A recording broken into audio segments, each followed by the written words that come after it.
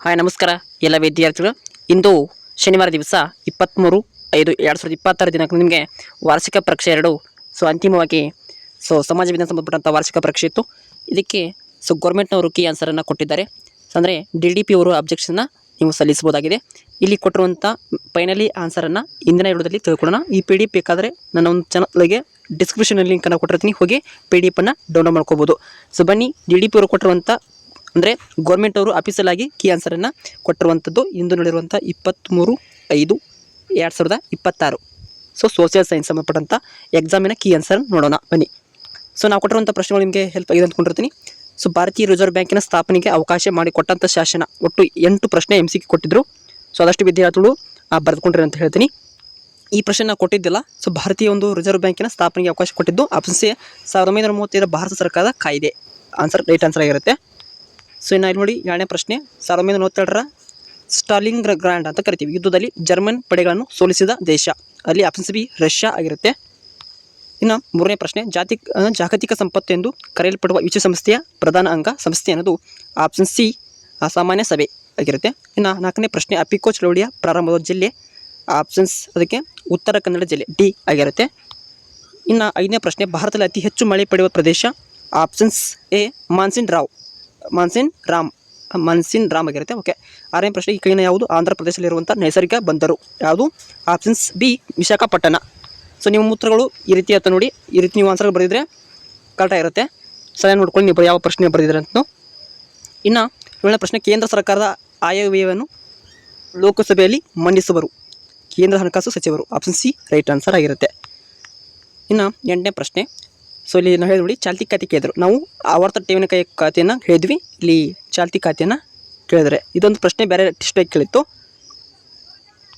ಇನ್ನು 9ನೇ ಪ್ರಶ್ನೆ, ಕೆ ಶೇಷಾದ್ರಿ ಅಯ್ಯರ್ ಅವರು ಮೈಸೂರು ಸಿವಿಲ್ ಸರ್ವಿಸ್ ಪರೀಕ್ಷೆಗಳನ್ನು ಏಕೆ ಪ್ರಾರಂಭಿಸಲಾಯಿತು, ಈ ಪ್ರಶ್ನೆ ಕೊಟ್ಟಿದ್ವಿ. ಓಕೆ. ಇನ್ನು 10ನೇ ಪ್ರಶ್ನೆ, ಹಿಟ್ಲರನ್ನು ಗೋವೆಲ್ಸ್ ಎಂಬ ವಿಶೇಷ ಮಂತ್ರಿಗಳನ್ನು ಏಕೆ ನೇಮಿಸಿದನು. ಇನ್ನು ಇಲ್ಲಿ ಪೂರ್ವಗ್ರಹವನ್ನು ವ್ಯಾಖ್ಯಾನಿಸಿ. ಇನ್ನು ಆತ್ಮಗೌರವ ಚಳವಳಿಯನ್ನು ಯಾರು ಪ್ರಾರಂಭಿಸಿದರು. ಭಾರತ ಮೊದಲ ಕಾಗದ ಕೈಗಾರಿಕೆಯನ್ನು ಯಾವ ವರ್ಷದಲ್ಲಿ ಸ್ಥಾಪಿಸಲಾಯಿತು, 1840ರಲ್ಲಿ ಸ್ಥಾಪಿಸಲಾಯಿತು.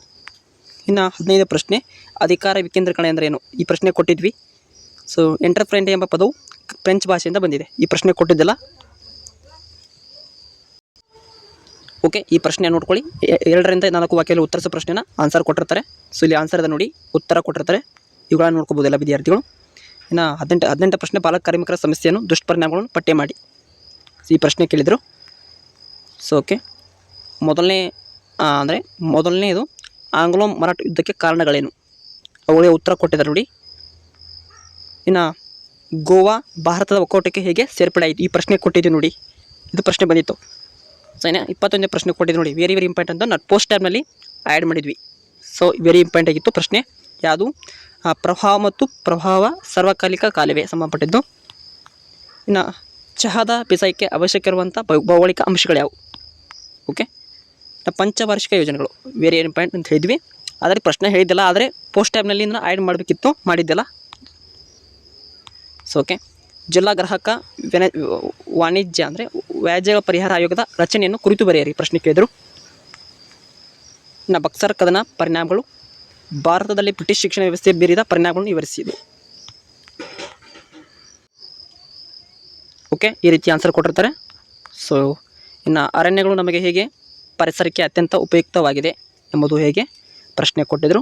ಅವುಗಳ ಉತ್ತರ ಈ ರೀತಿ ಬರೀಬೇಕು ನೋಡಿ. ಶುದ್ಧ ವಾಯುವನ್ನು ಒದಗಿಸುತ್ತದೆ, ಆಹಾರ ಮತ್ತು ಮೇವು ಸಂಬಂಧಪಟ್ಟಂಥ ಆನ್ಸರ್ ಇರುತ್ತೆ. ಗ್ರಾಮೀಣ ಅಭಿವೃದ್ಧಿಯ ಮಹತ್ವವನ್ನು ವಿವರಿಸಿತು, ಪ್ರಶ್ನೆ ಕೊಟ್ಟಿದ್ವಿ. ನೆಕ್ಸ್ಟ್ ಇಲ್ಲಿ ಬ್ಯಾಂಕ್ ಖಾತೆ ತೆರೆಯೋದ್ರಿಂದ ಆಗುವಂಥ ಅನುಕೂಲಗಳು ನೋಡಿ ಕೊಟ್ಟಿದ್ವಿ. ನೆಕ್ಸ್ಟಲ್ಲಿ